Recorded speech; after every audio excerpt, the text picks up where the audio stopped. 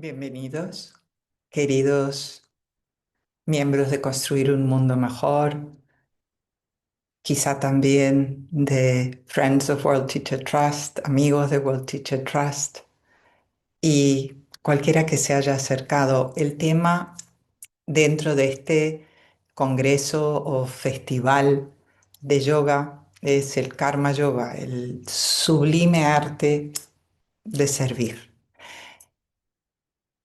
Me gustaría empezar por dedicar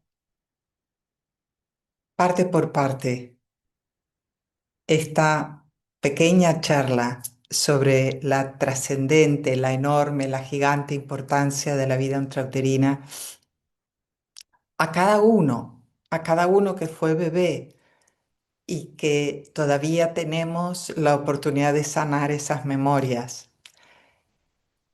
Fundamentalmente a los que van a ser papás y mamás, que están llamados a vivir el proceso con muchísima más conciencia, a convertirse en los padres que la vida necesita.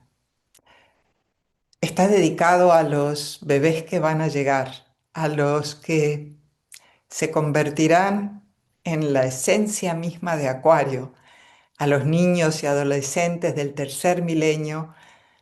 Estamos convencidos, gracias a la enseñanza de la jerarquía, de que a cada época le llegan almas suficientemente evolucionadas como para acompañar el proceso. Y este es el proceso de mayor aceleración que la humanidad ha visto en el crecimiento de la conciencia.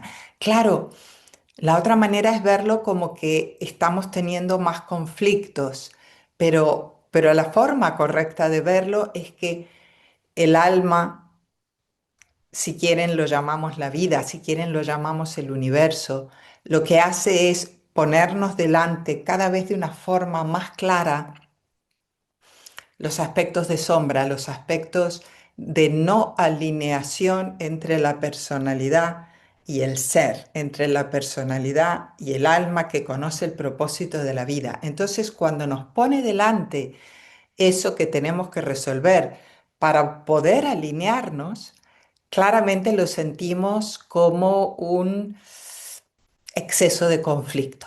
Entonces, la lectura correcta siempre es que el conflicto es una oportunidad y que no tenemos por qué vivirlo solos, que de hecho es un gran error vivirlo solos, que otros ya han pasado por este conflicto y han accedido a la lección y que solamente juntos en esta balsa estamos juntos y que unidos, intercambiando con amigos, con otros discípulos, con otros estudiantes, con otros miembros del grupo de meditación, con otros miembros de nuestra comunidad, unidos podemos en efecto entender y mejorar nuestra actitud para la alineación, porque todo va de alineación con lo superior en nosotros. Una manera de ver el servicio, para empezar por ese tema que es el del Congreso, sería recordar a Hamlet, ser o no ser, recordar a Shakespeare. Shakespeare era un iniciado de tercer grado, por eso los libros son inmortales. Eh, claro, ¿qué es ser en este contexto? Ser es obrar con responsabilidad, es tener conciencia despierta, es estar presente y es que las acciones sean constructivas, sean responsables, de hecho cada vez más responsables. No ser es actuar desde el nivel del conflicto, es culpar al otro, es actuar con deseo de tener una recompensa o con una agenda oculta. En eso es drásticamente claro el Bhagavad Gita. En el capítulo 2 nos dice que no somos dueños de nuestras acciones. Nos recuerda que, como dijo Jesús, somos sembradores, no somos cosechadores. Entonces, el servicio es la acción altruista e inteligente, máximamente responsable y por lo tanto eficaz que uno tiene cuando uno tiene un cierto grado, considerable grado, de alineación con el alma. Otra manera de definir el servicio, a mí me encanta la de Jorge Carvajal, es amor en movimiento. Entonces, entendiendo que ante la pregunta de ser o no ser, en el contexto del cambio actual y en el contexto de traer hijos al mundo, la respuesta solo puede ser ser. Entonces, vamos a empezar por un autor al que le debemos todo en relación a este tema. Es Tomás Berni. Vamos a...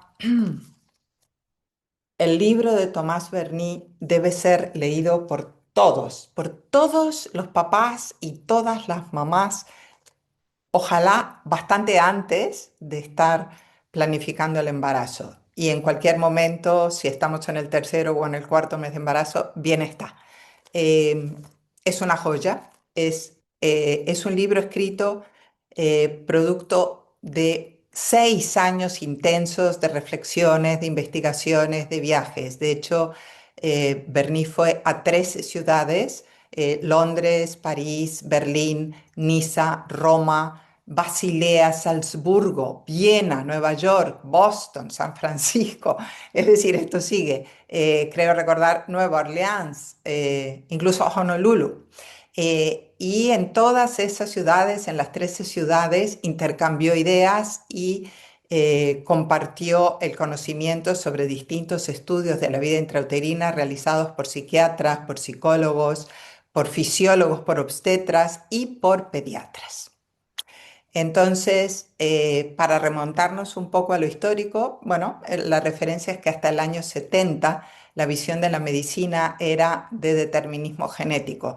El doctor Tomás Berni hace que eso salte por los aires, gracias a Dios y a la Virgen. Revoluciona completamente esa concepción, pero cuando quiero incluir esta conferencia en el contexto de un festival sobre el servicio, es porque todos prestaríamos un servicio enorme si desde el lugar en el que estamos, como mamás, como abuelas, como maestras, como médicos, como psicólogos, pero da igual, como compañeros de trabajo, como amigos, como vecinos, tenemos este conocimiento y lo podemos ofrecer a los que ahora tienen 20 y pico o 30 años y sueñan con ser papás. Porque desde cualquier lugar este conocimiento compartido es sencillamente sinónimo de servicio, es sinónimo de traer los ideales de Acuario aquí, porque los ideales de Acuario tienen que ver con la magia, tienen que ver con la manifestación del alma, tienen que ver con que el servicio se realiza de una manera grupal, tiene que ver con que la información llega a todas partes y con que no hay un cambio pequeño, que todo cambio, que todo es un efecto mariposa y que si ayudamos a una sola mamá a hacerlo muchísimo mejor, hemos dado un gran paso, no hay servicio pequeño. Entonces, lo que el libro de Berni nos dice a lo largo de distintos ejemplos, yo solamente voy a poner algunos, es que la formación del cerebro y la formación del carácter del bebé no nacido se gesta precisamente durante su vida intrauterina. Es interesante señalar que los descubrimientos de Berni, y aquí me refiero a descubrimientos científicos, constatados, con parámetros, con estudios de cientos de casos, coinciden con la enseñanza de Da Vinci y coinciden con la enseñanza de Platón. También hay otro libro de Torkom Saraydarian que puede valer mucho la pena, no sé si va a dar tiempo hoy de dar esas pinceladas. La mujer antorcha del futuro refiere a eso, refiere a vivir el embarazo de una manera muy consciente y tener el rol femenino como la madre como corazón de la familia, la madre como el ser que es suficientemente sensible porque está biológicamente, psíquicamente diseñada para ser suficientemente sensible y poder pedir lo mejor de sus hijos, ofrecerles lo mejor y también lo mejor de su marido. Eh, Volviendo a lo científico, lo que el libro de Berni eh, hace es tirar la idea freudiana, que bueno, desde luego todos los psicólogos de mi edad son los parámetros que tienen, y los más jóvenes también, de que la personalidad se empieza a formar al segundo o al tercer año de vida. Eso no es así, ese es un error conceptual importante.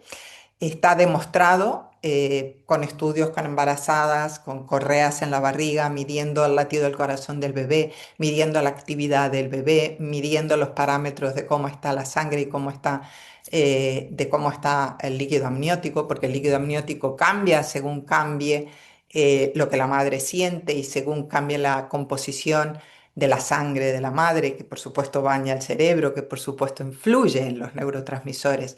Entonces, lo que los estudios señalan es que desde el sexto mes de vida o incluso antes, el bebé lleva una activa vida emocional, que el niño intrauterino puede ver y puede oír, que puede experimentar, que puede degustar y que de manera algo primitiva, claro, incluso aprende en el útero.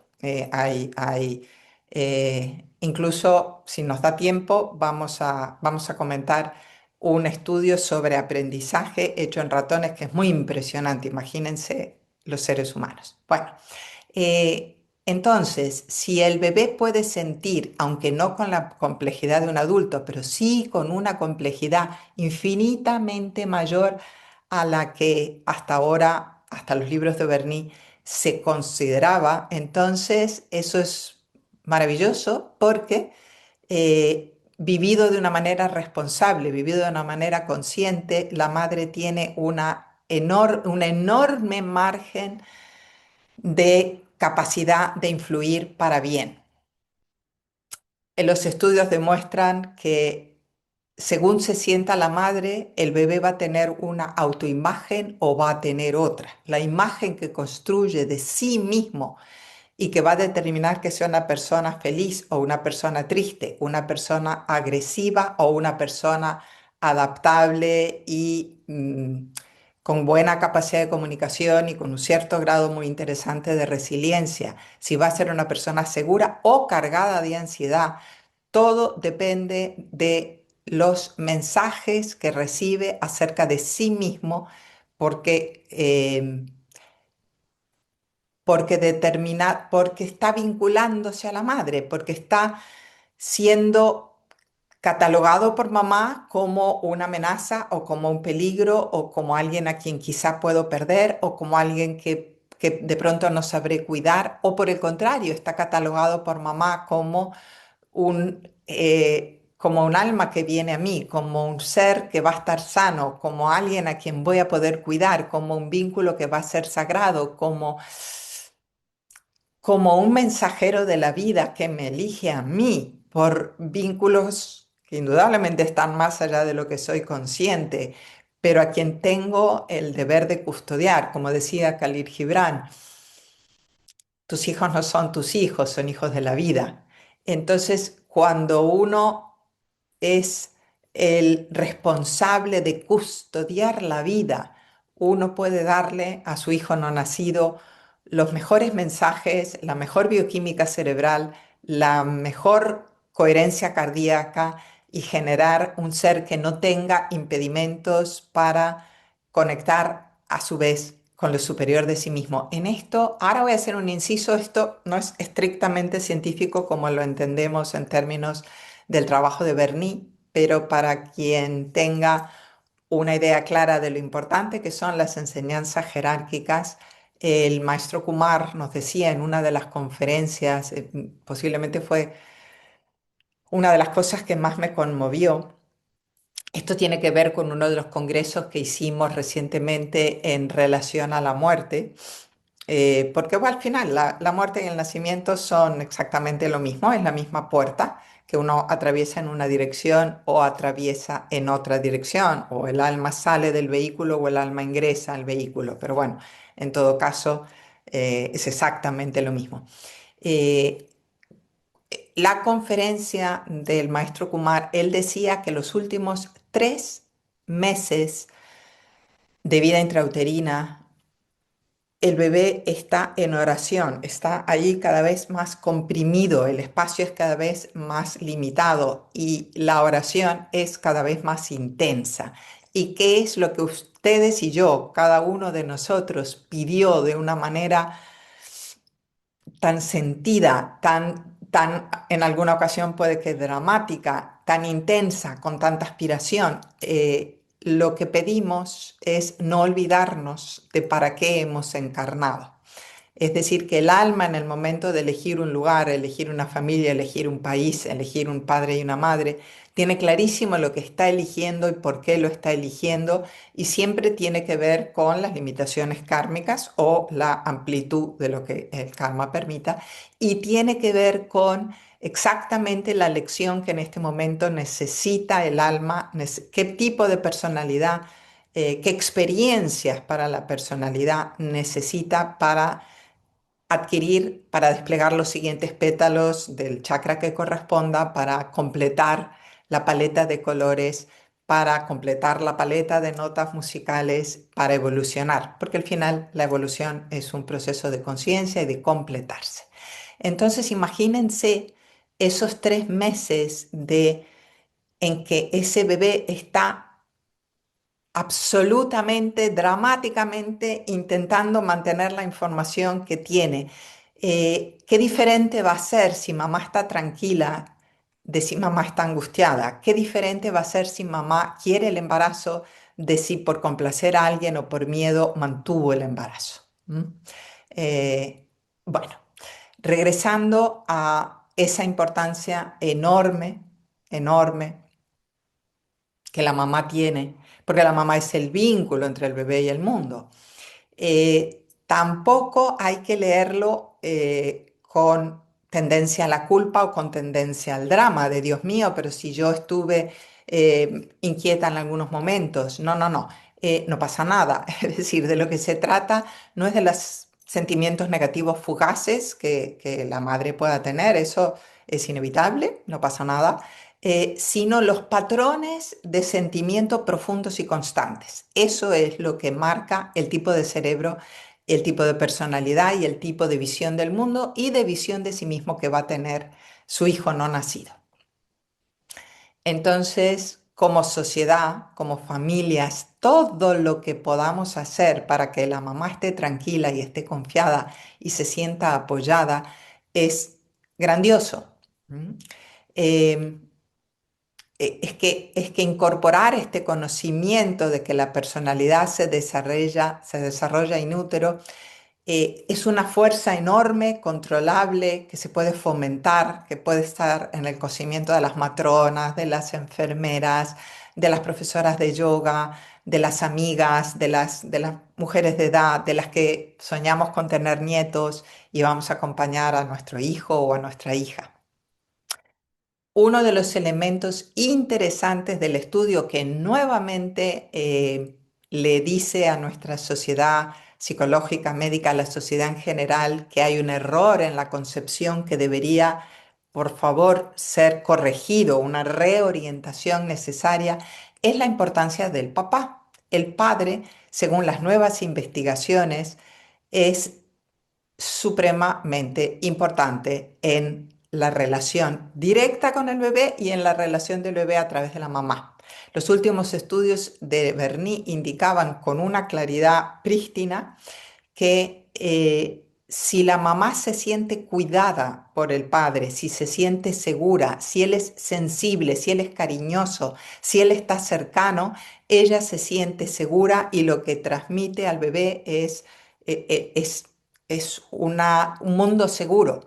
Porque pensemos que el cortisol atraviesa la barrera de la placenta. Entonces, si la mamá tiene cortisol, si la mamá está con miedo, si la mamá se siente abandonada o está asustada o está preocupada, el bebé va a tener mayores receptores en su cerebro. Para eso hay otro libro, el libro de cómo amar a un cerebro. ¿Cómo se llama el médico? Bueno, en donde queda perfectamente bien explicado cómo el tipo de sustancias que haya en sangre en el comienzo de la vida va a generar un cerebro que tenga más terminales, más receptores para el cortisol o por el contrario, más receptores para la dopamina o más receptores para la serotonina. Es decir, el cerebro se está diseñando, entonces va a ser alguien propenso a la alegría, propenso a la seguridad o no, según el tipo de cerebro que tenga. Luego uno puede trabajar su carácter, luego está la homeopatía, están las esencias florales, están las terapias de regresión, está el rebirthing, hay, yo qué sé, millones de formas de terapia posibles para mejorar lo que no quedó del todo bien de entrada. Pero la invitación es a que sea lo mejor posible de entrada.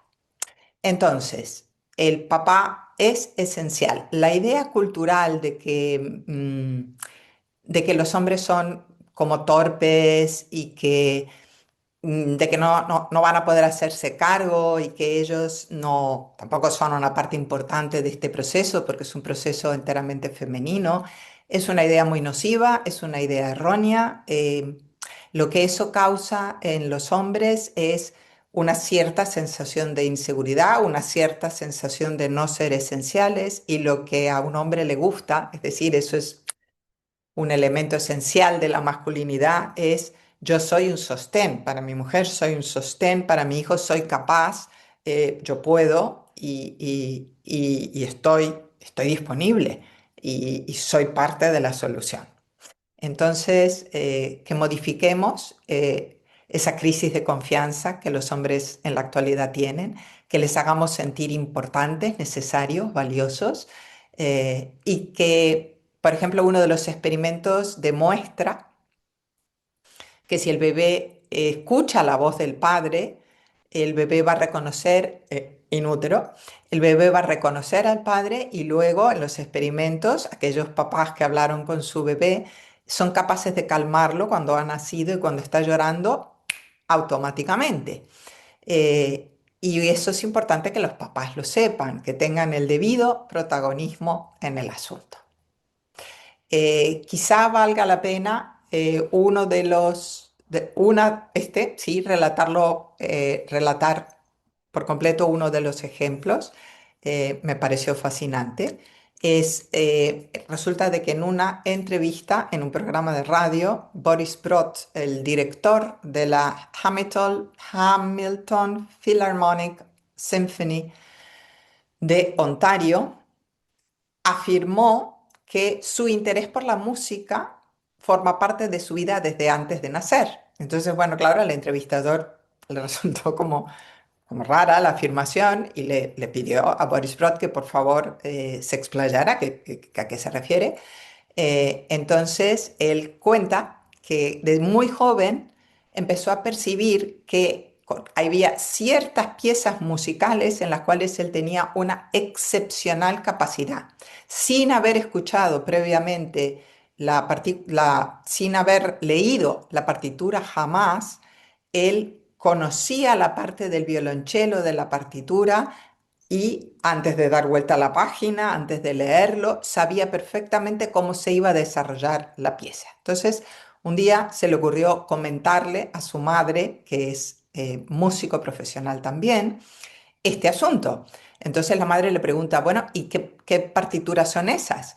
Y ahí se resuelve completamente el misterio. Todas las partituras en las que Brott tenía este conocimiento absoluto de cómo se desarrollan son exactamente las mismas que ella estuvo practicando durante su embarazo. Eh, Así que el bebé aprendió completamente la partitura. Imaginémonos eso, tengamos eso claro. ¿M? Eh, Cuánto milagro, cuánta maravilla, cuánta conciencia podemos traer a estas situaciones. Hay otro estudio, posiblemente este lo hayan escuchado antes, porque es un estudio muy conocido, bueno, hay más de un estudio al respecto, que es la importancia del sonido del latido del corazón materno. Entonces, en uno de los hospitales en el que este estudio se hizo, se coloca una grabación en la sala de los recién nacidos.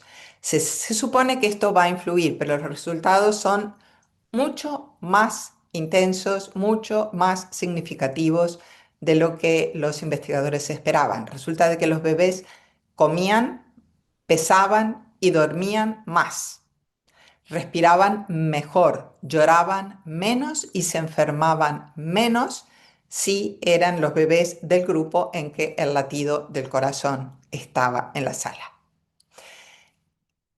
Hay distintos tipos de medicina según el nivel de conciencia del médico, hay distintos tipos de psicología y así podríamos seguir con la enfermería, con los profesores, con los amigos, con los familiares. Entonces, que tengamos más conciencia, que investiguemos, que sepamos que a nivel neurofisiológico la alegría de la mamá embarazada proporciona un momento hormonal magnífico a ese bebé, va a tener un cerebro con mucha más capacidad de expresar los potenciales del alma, va a tener un carácter más estable, va a ser una persona más constructiva en la sociedad, va a establecer vínculos mucho más apropiados, va a tener más éxito en el estudio, va a ser más creativo, en fin. La vida intrauterina no es todo, claramente. Todo lo que ocurra después importa, el parto importa, la infancia importa, pero eso estamos más acostumbrados a pensarlo. En cambio, estamos relativamente en pañales en cuanto a la importancia de este periodo en el que sabemos que las endorfinas pasan la pared placentaria, sabemos que la experiencia del bebé se graba como temor o se graba como amor, como capacidad de amar y ser amado. Ojalá las sociedades evolucionen en este sentido.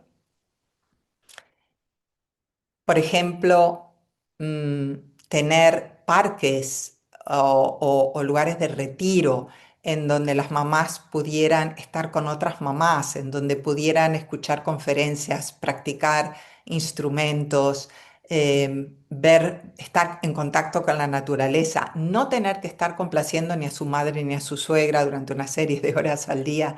En fin, eso es Acuario, eso es el futuro, eso es lo que los distintos gobiernos, ojalá asesorados por profesionales conscientes, ojalá hagamos el servicio de dar a conocer esto y bajaríamos los costes los costes de salud en los países, bajaríamos los niveles de criminalidad, bajaríamos el nivel de conflicto.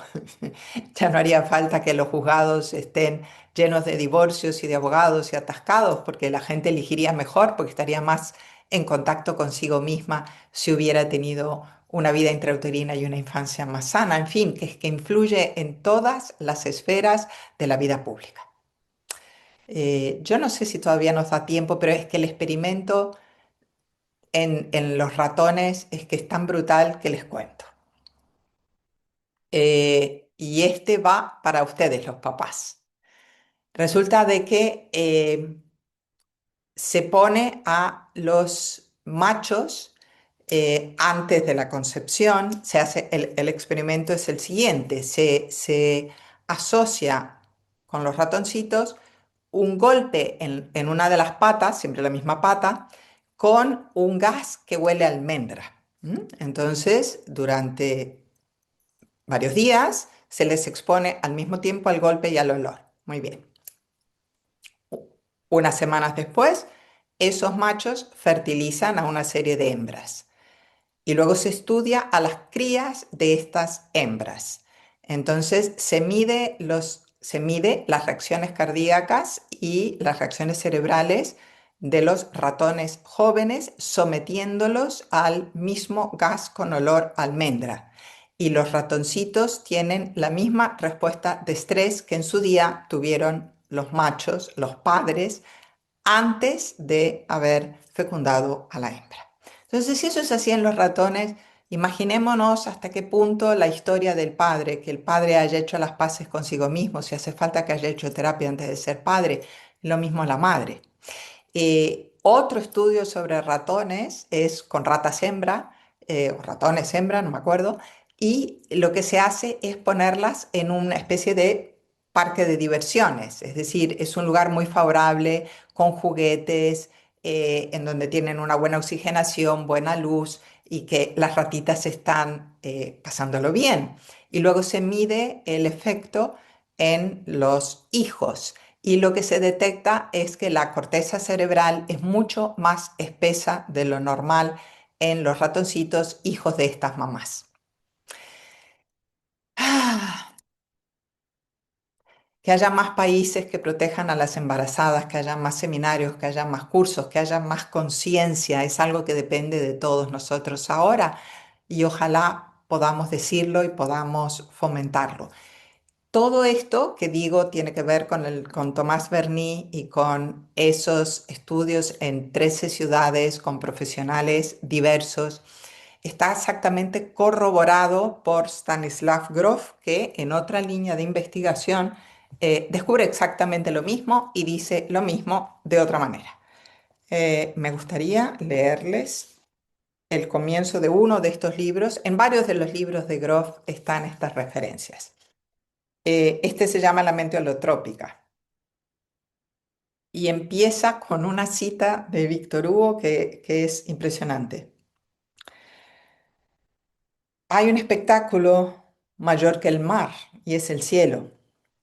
Hay un espectáculo mayor que el cielo y es el interior del alma. Víctor Hugo.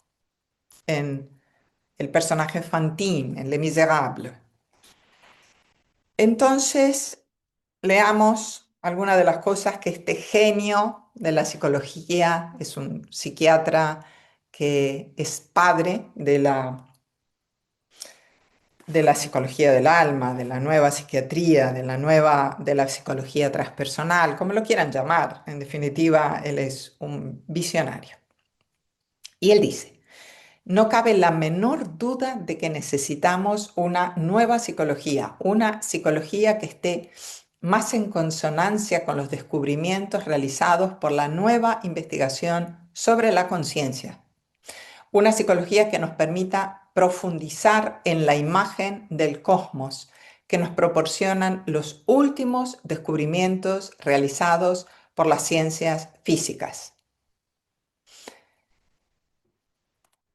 Y luego dice, claro, ahora quedará claro por qué lo vincula con el cosmos. Tenemos que buscar enfoques alternativos que nos permitan acceder a los niveles más profundos del psiquismo sin tener que recurrir al lenguaje. Uno de los motivos que justifican esta necesidad descansa en el hecho de que muchas experiencias ocurren en rincones tan profundos del psiquismo que son intrínsecamente no verbales y que tienen su origen en fases anteriores al desarrollo del lenguaje, en el útero, en el momento de nuestro nacimiento o en nuestra infancia más temprana. Este hecho constituye un extraordinario acicate para el desarrollo de nuevos proyectos, instrumentos y metodologías de investigación. Cuando él también lo vincula con el cosmos, yo asistí a una conferencia que él da junto con Richard Tarnas, fue fascinante. Era en inglés. Tengo las notas en algún lugar si alguien las quiere. En definitiva, Richard Tarnas es un genio trayendo, es un filósofo, es un genio trayendo la demostración científica de que el cielo, las conjunciones planetarias, las distintas configuraciones, los tránsitos planetarios, influyen en el comportamiento humano tanto a nivel individual como a nivel social. Para eso, claro, bueno, hay que hacer una observación hacia atrás minuciosa de las distintas configuraciones y cómo se traducen en la realidad. Entonces es un estudio, creo que de 20 años, y el libro es absolutamente brillante, se llama Cosmos y Psique. Entonces él demuestra efectivamente por la repetida coincidencia en que en efecto eso que ocurre arriba ocurre abajo, que, que la energía planetaria, que la matriz energética en la cual vivimos y tenemos nuestro ser, nos influye porque somos seres cósmicos, porque somos seres capaces de responder a las energías entrantes en un grado u otro de conciencia. Eso evidentemente es la base sobre la cual el tibetano nos enseña que las lunas llenas y las lunas nuevas son un momento importante, que es otro de los trabajos que hacemos en construir un mundo mejor. En definitiva, estaba en Stanislav Grof y en Richard Tarnas. Entonces, algunas de las cosas que en efecto se dan durante estas regresiones profundas con un tipo de respiración especial y a veces usando dosis mínimas de algunas drogas en miles y miles de pacientes, lo que Stanislav Grof comprueba es que las distintas fases de la vida intrauterina correlacionan con distintos trastornos psiquiátricos, trastornos de salud y profundos trastornos del carácter cuando las experiencias son traumáticas que los adultos van a tener luego a lo largo de su vida. Pero no solo eso, sino que también en algunos casos la memoria lleva a vidas anteriores o lleva a elementos sobre las relaciones planetarias y sobre el contexto en el cual la Tierra está bañada de energías. Eso es algo que en esos estados de conciencia ampliada las personas reconocen, verbalizan y está todo registrado. O sea, es que es fascinante. Entonces, en definitiva, lo que Bernie dice y lo que Grof dice y lo que Platón dijo y lo que nos enseña la jerarquía planetaria es que la vida es muy sagrada, que el momento de entrada a la encarnación y el momento de salida de la encarnación deben de ser contemplados con con muchísimo más cuidado, con una actitud muchísimo más despierta y que el servicio que prestamos, si hacemos eso, es absolutamente extraordinario. Volviendo a hablar de la carta astral o de lo planetario, todos aquellos de ustedes que tengan planetas duros en 12, sobre todo cerca del ascendente, por ejemplo, si uno tiene a Saturno o a Plutón, si uno tiene el ascendente en Escorpio, si uno tiene Quirón en la 12 o en la 1, entonces uno tuvo una vida intrauterina muy traumática y el alma eligió eso, pero si hacemos un movimiento de conciencia, el alma podrá elegir las dificultades que necesite, pero que el cerebro no esté tan dañado que la posibilidad de transmutar sea muchísimo mayor. En mi caso, efectivamente, hay una vida intrauterina salvajemente difícil porque mi madre había perdido a 6 bebés antes y además era fumadora. Una de las experiencias demuestra que cuando se le ponen correas a la embarazada, si la embarazada es fumadora, cuando la embarazada piensa en encender un cigarrillo, el bebé siente angustia y el bebé empieza a patalear. No, no cuando enciende la cerilla, no cuando se lleva el cigarrillo a la boca, cuando piensa en fumar, porque el bebé es perfectamente consciente de que está en una situación en la que no tiene forma de protegerse o minimizar el impacto y que va a vivir una experiencia de anoxia, porque la sangre de la mamá efectivamente va a tener menos oxígeno y eso le va a afectar a él y a su cerebro y a todo su sistema. Entonces, aquellos de nosotros que tuvimos una vida intrauterina dura, estamos muy llamados a curarla y para eso hemos estudiado, hemos viajado, hemos profundizado eh, y podemos darlo a conocer a otros. Eh, Todo tiene solución, solo que a veces toma más años y es más desgastante. Así que vamos a ofrecer a los niños del tercer milenio la magnífica oportunidad de llegar con un vehículo que les permita una fluida comunicación con el alma, tan fluida como ellos lo hubieran logrado en sus encarnaciones anteriores, y que ellos con toda su luz contribuyan a este cambio en el que viajamos hacia una conciencia más altruista, un sentido de la comunidad, un conocimiento de que todos importamos, un conocimiento de que la hermandad no tiene por qué ser un ideal lejano y que entre todos construyamos ese mundo mejor.